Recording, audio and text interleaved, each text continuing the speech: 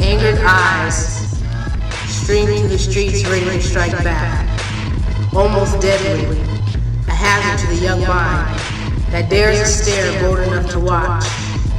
In the eyes of the community, he's just a faceless number, a monster that hunts the hood. But through the eyes of his 12 years of too much to too little life, he sees a hero with a cape longer than Superman. Because his 12-year-old mind looks not at the man that saves the world, but a man that saves his own. Little minds confuse easily, with so much more to think about. Life is way more different than jacks, big sticks, double-dutching pixie sticks, new whips with bomb rims to ride around in the hood in, being dope boy fresh with dope man money, new cases for old souls that just can't take the breakdown of the only thing worth building up. So what rings louder in a crowded mind? And so the concept came about of, asking the youth, well, what rings louder in your ears, in this community, in your family, through your peers, what rings louder in your ears? What rings louder for me right now is being accepted. What rings louder to me is not having positive support. What rings louder for me is family. What rings louder to me is peer pressure. What rings louder in my ear is oppression for the youth. What rings louder is the lack of positive role models. I had a gun, I was crippling for a bit, and but I got rid of it because, I didn't want to disappoint my mom. I didn't want her to be, disappointed in me. That's like the biggest thing, is my mom. But the lack of role models for young males, especially blacks, like a lot of fathers aren't around, including mine. I never even met him. It was three of us. It was me and my sisters, and he just wasn't there. He wasn't there for that. He wasn't supporting my mom. He wasn't helping us. He wasn't it's like those small things that count. Like, oh, you didn't take us to school. You wasn't at my first basketball game. So it was like, I felt betrayed, like I wasn't good enough because he just up and left. I didn't meet his standards. So that's what made me push forward to succeed in more stuff, more things. Well, it made me feel sad, knowing I could depend on help. It broke me down. I didn't have part of the side of me that I didn't have, a part of my body that I didn't have. From my father, you get a part from your mother that you're supposed to learn about or get this certain feeling, but I didn't get the certain feeling from my father.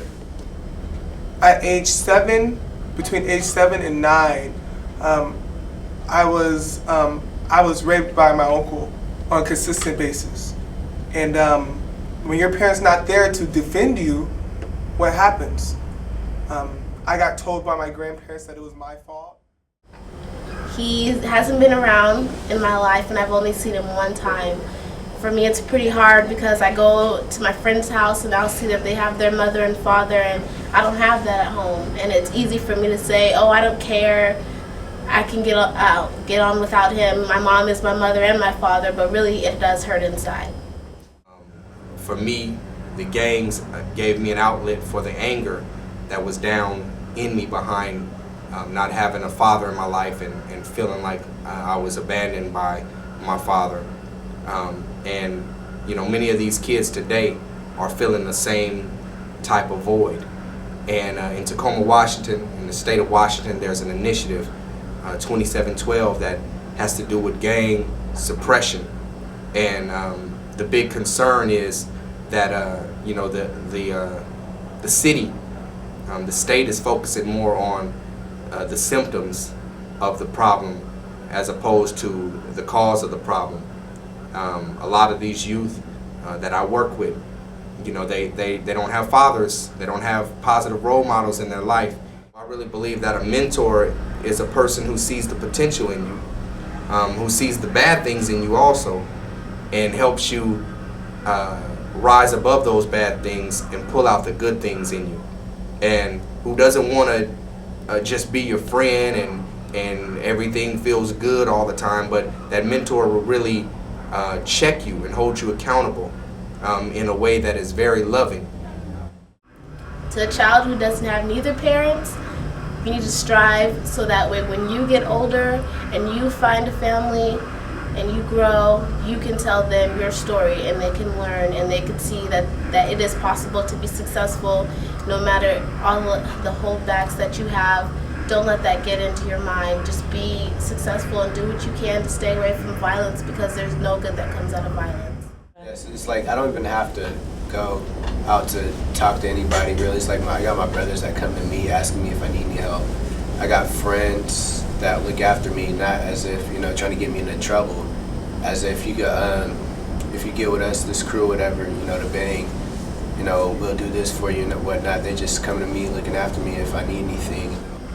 I wish he would have been there, because he missed out on a lot. I did a lot of things, like it wasn't all positive, but I did a lot of good things compared to the people around me. Yeah, and he missed that. He missed out. Yeah, I think he missed out. What rings loud in my ear is me having the opportunity to help others because my mom did it. So, it's been instilled in me to just be the best person I can be to everybody. Make sure, hey, you got me, I got you. And just trying to be a businessman, actually. Goonies Entertainment. A friend loves you the way you are, but a mentor loves you too much to leave you the way you are.